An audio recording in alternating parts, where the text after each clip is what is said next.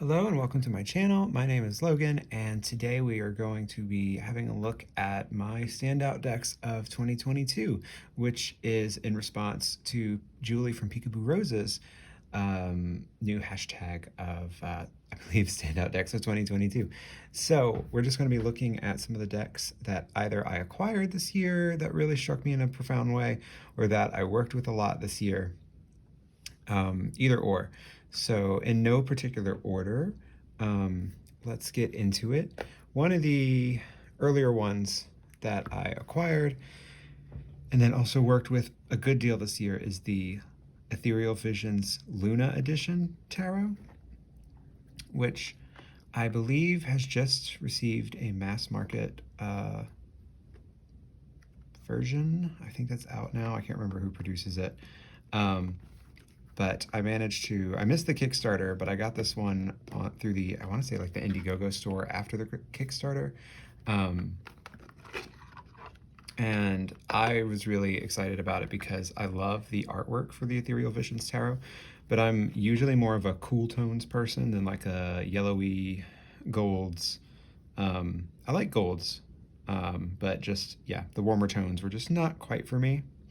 And so this is that same deck reimagined with several new reworkings for like a few of the cards. So we have two bonus cards with it. We have Fate, which I think just looks really cool because we have this skeleton and this sort of fog or rolling air or vapors or smoke or something coming from behind it, and then all of the sparkly details are on what's inside of the skeleton. I just think it's really beautiful. Then we also have, I've heard people say agape, I've heard agape, I don't know. Either way, I don't use either of these bonus cards. I typically don't use bonus cards with tarot decks. Every once in a blue moon I'll use them, but I typically don't. I couldn't tell you a whole lot about the guidebook because honestly I haven't used it much. But I have used the deck itself quite a lot, and I really enjoy it. It's really comfortable to hold in hand. I would guess that's about 310 or 330 GSM. This again is for the indie version.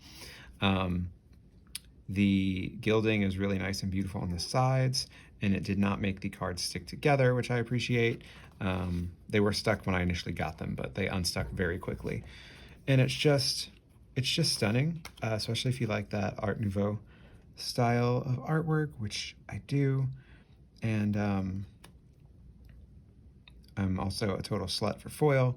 So here we are. All of my readings that I do are for myself or like occasionally for a friend or two. So I haven't, I don't have any experience using this deck for others, but for my own purposes and needs, it's been really fabulous. I feel like the imagery is, even when it takes liberties and goes off the beaten RWS path, it's still really easy to read either intuitively or just if you are trying to stick with the RWS stuff. It's a really lovely deck. I'm trying to find a couple of my favorites. This deck's version of the Hierophant, I think it's the one I'm thinking of, with like a big steaming cauldron or pot of some sort. Where is it? Like, that's stunning too for the sun. It's all stunning though. It's completely beautiful. Where is, that's also a really cool Seven of Cups. Am I not going to find it? The only time I'm not going to find it is when I'm actively looking. The Empress is also stunning. I can't remember how she looked in the original, but they look gorgeous here.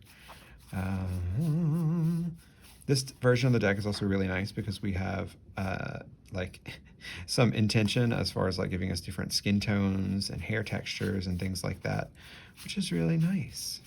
The Magician is really cool. I believe this one was new to the deck, like a new version. Love the flowers, which are those Protea? I can't remember. Really gorgeous. Nice queer moment here. Okay, so I couldn't find the one I was looking for, but if you watch a walkthrough of the deck, you will see it. Yeah, I'm not, or at least I used to not be super into people-y decks.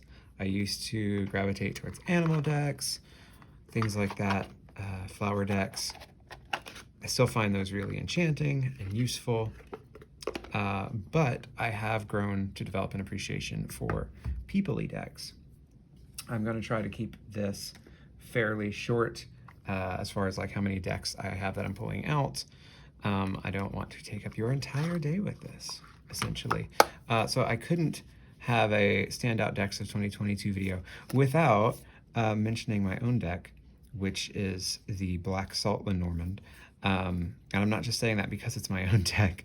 I have been, since I've gotten the prototype in for this, been using this deck really, really often. It's become my go-to Lenormand deck, and especially since I've received this final high-quality official printing of it from the printers, which you can get in my shop now, Lark and Legend on Etsy, and I'll have the link down below.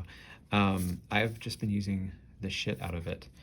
I feel like the readings are really straightforward and concise, as you want from a Lenormand deck, and the flash and whimsy just makes my very flamboyant heart very happy.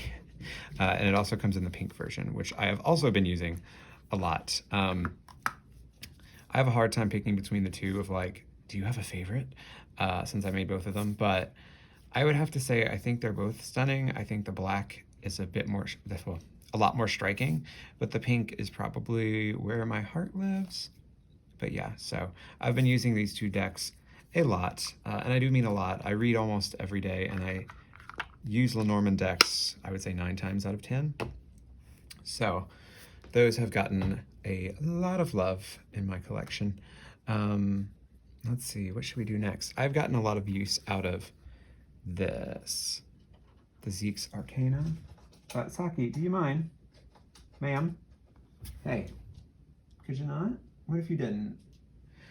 My cats are insane, and they love reaching under things like doors or cabinets and trying to fuck with stuff because they're crazy and they're little goblins and they can. But the Zeke's Arcana came in, I want to say earlier this year. It was a Kickstarter that I once again missed out on, couldn't afford it at the time, so I got it when the pre-orders went live. Haven't used the book a lot, so again, couldn't really tell you much about the book. But just look at that gorgeous pink foil. Look at it. I have really enjoyed working with this deck. Also, the back is stunning. I've really enjoyed working with this deck. I used to not be a big fan of pink, but something in my brain switched earlier this year, and I've become kind of obsessed with pink. So I really appreciate the card backs. It's a really pretty shade. I'm usually not one for warm pinks, but perfection. The artwork is just dreamy and magical and completely alien, like this emperor with a crystal head and this weird goat with like an icicle talon situation standing behind them. The Hierophant is wonderfully bizarre. I really enjoy that a lot of the wands in the deck look like Sailor Moon transformation or Sailor Scout transformation wands. And it's just really beautiful. You see a pretty good variety of skin tones, all of which are unnatural, which is awesome, and hair textures and things like that. So it's just stunning. It reads really, really well for me, at least. I would say some of the cards read a bit more pippish, while others do feel a bit more illustrated. You can still find bits and pieces of like RWS illustration in there, but it definitely goes its own way, I would say. This bonus card that I got accidentally let slip in there. And it's just stunning. Just stunning. The quality of it is also really nice. It's like an anti-scratch matte finish or like UV matte finish type of feel, so it moves around really nicely. But yeah, it's just stunning and cosmic and weird and super like organic and I don't know, like vivacious, I guess would be possibly a good word for it. I love that moon card. We have the lobster or crawfish, whatever this alien version of it there. We have a wolf standing on top of that. We have my cats losing their shit in the background. And then we have a Labrador on top. And it's just so bizarre and interesting. And I think really cool too, because we have like, I guess the more like subconscious reptilian mind with the crawfish. And then we have the maybe a bit more of the instinctual with the wolf, and then maybe the surface level with the dog. Kind of laddering there that I find really interesting. But yeah, totally recommend. The knights are all super cool and super weird. It's a super cool, super weird deck in general. That's another bonus one I forgot in there. So yeah, I've been loving the shit out of this one. Readings have been lovely with it. You know, I don't use tarot a whole lot, if I'm honest. Most of the time it's Lenormand. I'd say maybe 70% or 70%, 20% of the time, 30%, somewhere in there, I'll reach for a tarot deck. Just depends on the week or the month even. And then even less than that, or even rarer than that, I'll reach for an oracle deck. Not because I dislike them. I don't know. I really don't know why I don't reach for them that often. It's just not something that happens. This one is lovely and has a special place in my heart, and you probably already know it's the Yokai Yochi Tarot by Booba Plague. By the way, I'll try to link all of these below if they're still available, like where you can grab them and things like that. But this is a beautiful tarot deck that is beautifully, like 330 GSM, 310, somewhere in there. Lovely linen cardstock. It's like a linen matte blend. It is delightful.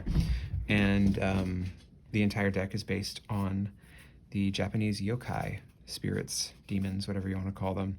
The artwork is just enchanting. I have a really big weak spot for yokai and Japanese myths and folklore in general. Like, of course, we get the rabbit with the moon. And so I find this deck fascinating. A lot of these creatures I was unaware of, hadn't heard of before. Some of them I have because I play a lot of video games and watch a fair amount of anime and things like that. So some of the things are familiar. Look at this cat demon. Look at this little baby cat demon with a split tail, and I just can't. There's also one of I forget the name of the yokai, but it's the woman who, I can't remember if like this yokai is born whenever a woman's husband or whatever doesn't feed her, and so she eventually starts like grows another mouth on the back of her head essentially. I'm trying to remember the name of it. I'm failing miserably, of course. I'll remember it when we're done recording this. That's the way of it, is it not? But yeah, it's just stunning. It's so thoughtful. Beautiful Kieran for justice. The color palette, the whimsicality. Love those. Can't remember their name. Love them. But yeah, I think this deck is currently out of print or on its last print run. I can't remember which of the two. But it's definitely one that I've used a shit ton since I've received it.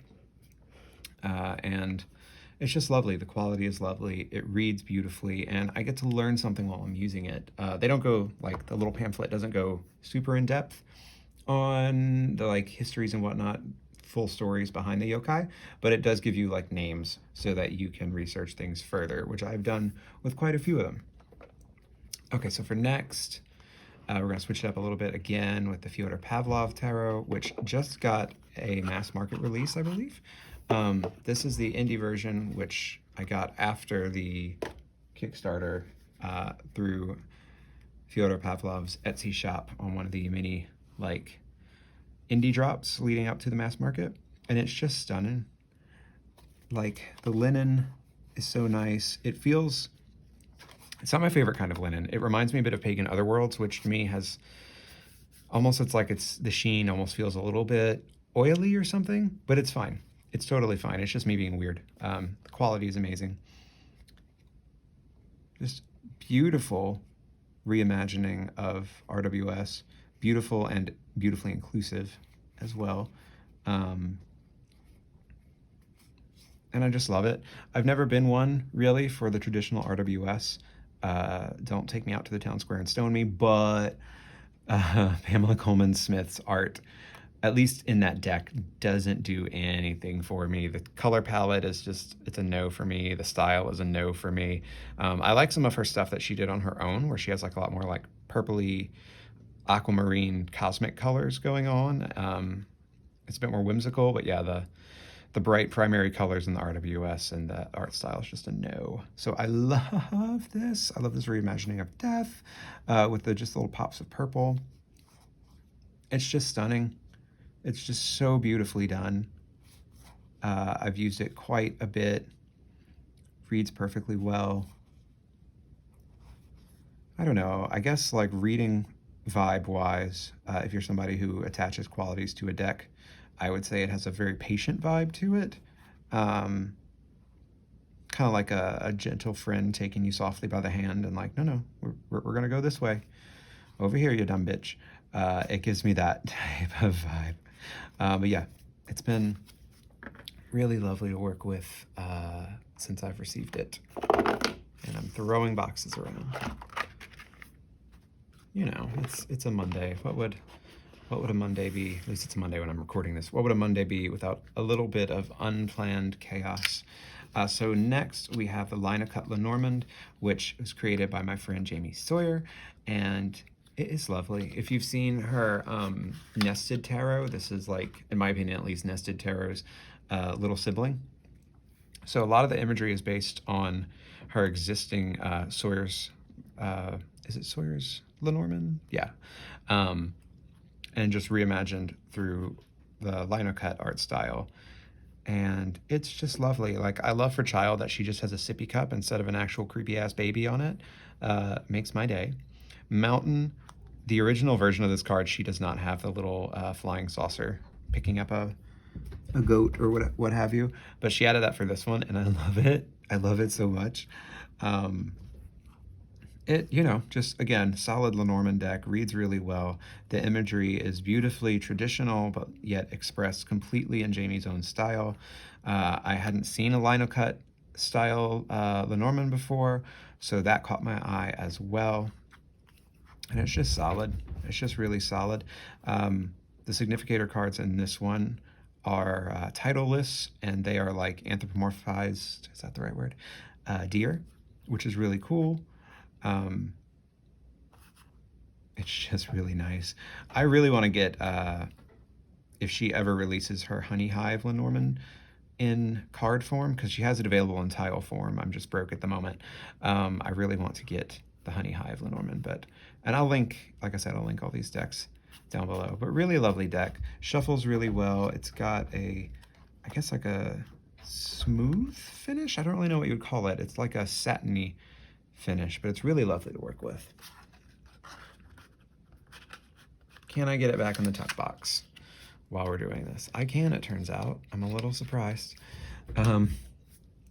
Next is one that you've seen on the channel possibly before, because I did a video walkthrough for this a few months ago, a few weeks ago. What is time? And that is the Nocturnal Garden Lenormand by Faina Laura. I have had Faina's, some of her decks before, and they're always lovely and beautiful and thoughtful. I especially love her Yuletide Lenormand. Sorry, yeah, the cats, I swear, they don't they don't get the zoomies until I sit down and need quiet. It's very carefully scheduled. And so I knew it was going to be a quality product, but just, I mean, just come on. It's so whimsical. It's so stunning. It's so, it definitely feels nocturnal. Like the things in it are gorgeous and shining, but in like a soft way, like lit candles viewed through in a dark room viewed through a window when it's nighttime, you know, like around Christmas time, like that kind of soft glow. It feels enchanted. It feels, it has big Yule vibes to me, in my opinion, but a lot of her work does, in my opinion. But yeah, reads really well, really imaginative, sticks close enough to the original card symbols and whatnot, so that it's really easy to tell what you're looking at, but at the same time diverges enough to actually be interesting. Like this ship card, ship in a bottle with all the waves and stuff going on. It's just really whimsical, really beautiful. For child, we have this gorgeous baby carriage. I mean, that's just stunning. That's I feel like what I have to say about all of her work with this deck especially is it's just stunning. Look how cute that mice card is. I mean, come on. Even the cross card, that is a stunning cross. I say even because I have some religious trauma due to Christianity, but even I'm like, that's a nice cross. And then on the sides, we have this really lovely, I believe it's called like the antique gold matte finish. It's very similar to the matte finish on the Pythia Botanica Oracle, the Ophidia Rosa Tarot, the Danielle Noel Tarot decks. It's like, it's very that. I don't know if it's the exact same, but it's really similar.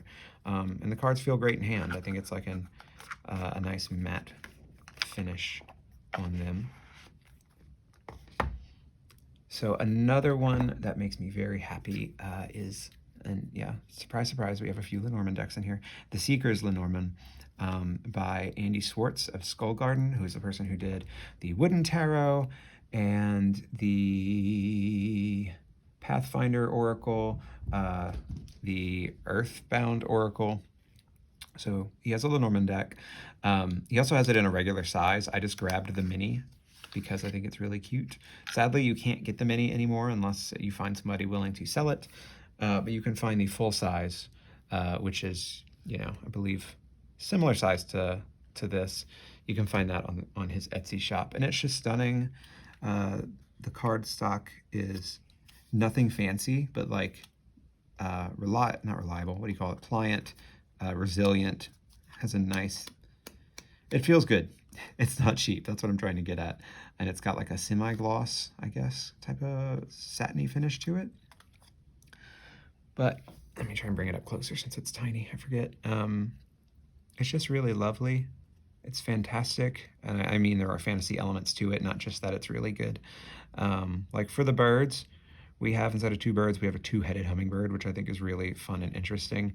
It definitely goes really well visually and like just workhorse-wise with his Wooden Tarot and his Earthbound Oracle. I love that for Crossroads we have a compass with a crystal acting like as the needle or whatever. For Cross we have an antler. Ring, also really cool. It's like stony looking, little geodes on top, maybe. Not geodes, like quartz points or whatever. It's just really, it's a charming deck. And again, we're not stuck with people. We have masculine and feminine, which is fine. House, we have a turtle shell. Tree, we have these crystals coming out of it. It's just really, it's a really solid deck. This deck, the larger version of it, is the first Lenormand deck I ever owned. And I got it because it was gorgeous, not because I knew how to read Lenormand. And for that reason, I wasn't able to read with it for quite some time. I'd sit down with Lenormand, being fairly new to tarot at the time, and I'd be like, all right, I'm gonna do this. I can do tarot. It's just another set of cards. What's up? It was not just another set of cards for me. It was like, if you don't approach with some respect, motherfucker.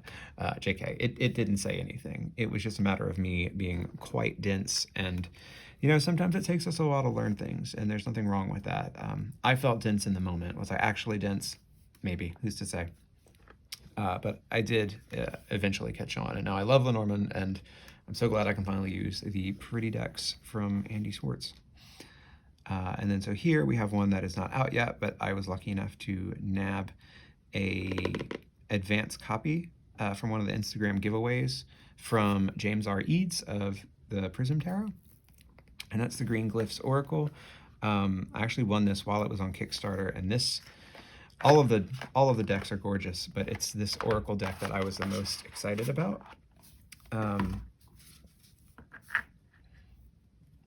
this totally, I don't remember this sticking, by the way. It might have, but I don't think it did. Whatever kind of gilding he chose for the side is like a really nice quality. You get a really nice thick guidebook that has a good paragraph of meaning followed by keywords for the reverse and the upright of each card. And the thing that really drew me to this wasn't just because, as you know, I said before, I'm a foil slut now, and there's foil on every single card, even if it's just a tiny element, like the goat interacting with the border, chewing it up, and there's like a little foil on the end of it. That's just so fucking cool. I really found these keywords and subjects to be really interesting. So some of them we've seen before, right? Like different kinds of insects. I don't know if I've seen goat in one before, or broken glass, or paint can. I'm pretty sure I haven't seen paint can in a deck before. Tincture, spoon, pig, onion. I definitely haven't seen onion in an oracle deck before, that I've owned at least. Hummingbird, etching press. That's a first for me. We have willow, door. I love that the door is like suspended in this weird holographic dimension. It has a very like surreal feeling looking at it. Like we're gonna float through space, open the door, and maybe we'll be somewhere that makes sense, somewhere that isn't all rainbowy and floaty. Portal, cuckoo clock, fig. Love fig. Never thought to put fig on an oracle card. And cat, are you kidding me? And the only reflective part are its eyes. It's just cool. Gazebo is also stunning. So yeah, mites, like, ew, awesome. I was just enchanted from the first time I saw any of it. Giant tooth, weird and cool. Demons, I love the demons card. It's so cute. It's so cute. They're like little imp babies. So yeah, I've been using this one for a few weeks now, and really enjoying it. I find it solid and easy to read with. It pairs really well with other decks. It has a very everyday feel to it because of how mundane the objects are. You know, we have some stuff that's a little bit more supernatural, arguably, like demons or something besides demons, giant tooth. But because so much of it is every day, just in a really sparkly lens, it's so comfortable to use daily. I've been using it with the pink sugar Lenormand especially, and enjoying the teamwork that comes of it. Oh, I love that ghost card with this little like aura halo situation over its head. So yeah, I've been using the shit out of this one. Proper enjoying it. Had to laugh for a moment there. My cat's was sitting in the windowsill, and she just tried to catch a leaf that was blowing around outside. And then there's the last one for 2022 for me, which I've done a video on before, so it might look familiar, and that is the Goblins and Gardens tarot deck, which is phenomenal. And I love it. And it's also very comfortable to hold due to its not being super thick. Like, I appreciate that people like 400 GSM tarot decks. That's great. Whatever, do what you want. I have small hands, and so I don't like feeling like I can barely hold something or barely shuffle it. Now, this deck is a bit wide, but because it's so thin, it's really comfortable. And it's not like a flimsy cardstock by any means. It feels resilient. It holds up really well. It's a shimmery, shiny linen, which normally I would not be a fan of, because me and shiny lamination do not really go together. Like, glossy decks generally are a big for me. But for some reason, with the style of art, since a lot of it is like magazine illustrations, photograph type of vibes, I think the sheen really works well. This deck is really interesting because it is not in the slightest an RWS knockoff, which there's no shame in that. It's not quite, a lot of decks are not quite a clone, but they're still very, very evidently RWS. So I guess you just call it an RWS system deck. I don't know. The card meanings are similar to that, but the way Sasha, I'm still unsure how to pronounce his last name, put these together, it's just really imaginative. Like, I love this magician. I want to be in that office. They've got plants everywhere, gigantic rows, magical tomes and shit. It's a good time. Also, fun justice card. We have this diabolical corn cob and bull demons and shit, bringing down justice and vengeance on the terrible human adventurers who've probably been fucking up their environments. It's really imaginative, really retro, cool deck, and the guidebook, the little white book, to me is one of the best parts of this. Because already it's just so like, what am I getting into? But then you get into the little white book and it really immerses you in the world, and it feels like you're stepping into a different dimension. And I think that's really, really cool, really impressive. The readings have been pretty much spot on with this one as well. I love that card so much. The Devil with strawberries. It's a lich with strawberries. What is not to love? I'm not someone who really struggles to get on with tarot decks, because no matter what deck I'm using, I'm going to bring my own headcanon along with me. But I do find this one really interesting to use due to not just the crazy cool imagery, but the little white book. So like, we have the 7 of coins. Let's see if I can find it in here, and we can take a gander. All right, so for 7 of coins in this one, they have it as focus, maturity, reversed, reserved, long season. Okra begins to column over the carefully kept creep of the Furbolg's humble patch of forest. I guess this is our Furbolg. Formidable at first, the caretakers found the fruit of the okra as delicious as resilient. Perhaps the vegetable was always meant to belong. The Furbolgs wonder if a heroic hand was responsible for its absence. Step back and look at the bigger picture. You worked hard to get where you are, but it's wise to slow down and assess your stock. Take it in and get back to work. Who knows what you might uncover. It's just a really cool little white book. But yeah, so I have enjoyed working with this deck immensely this year. It's a total treat.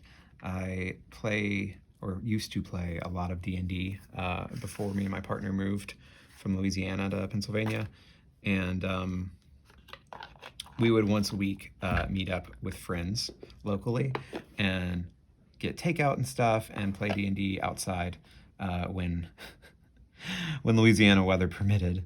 And it was just such a glorious time, and I miss it dearly. And having a D&D themed tarot deck really, it just sates that hunger just a little bit. It's still not the same thing as actually playing, which I dearly miss.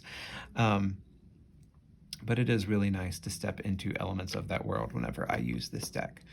So these have been my standout decks for 2022. Let me know what some of yours are, if you enjoy any of the ones that I've talked about today on this video. You know, I'm hoping that 2023 will bring just as many standouts, whether that's new releases or just dusting off old favorites and getting reacquainted with them. I definitely have a list of old favorites that I want to get reacquainted with in 2023. One of which is the Sasurai Tarot, one of which is the Anima Mundi Tarot, the Nocturnal Oracle, who is, you know, done by the same person who did Anima Mundi Tarot. I'm also really curious about Stasia Burrington, the one who did Sasurai, her Empty Cup Oracle. You know, I'm curious, I'm hopeful, I'm hoping lots of new magical things come my way, or that I find lots of delicious existing decks that I just haven't had a chance to work with yet, like the Tarot of the Cat People. I just saw in Julie Peekaboo Rose's video today. My friend Tegan has tried to get me onto it before, and I'm very on board. I'm just bad about actually ordering the deck or picking the deck up somewhere when I'm out. So those are a few that I'm curious about working with in 2023. But yeah, let me know what you think, which decks you have worked with and enjoyed working with, like, for this year. What are your 2022 standouts? Are there any decks you want to work more with in 2023? That sort of thing. Anyway, I'm super rambly. I hope this was enjoyable and not just a giant chaotic mess. But thank you so much for spending time with me, and have a good rest of your day.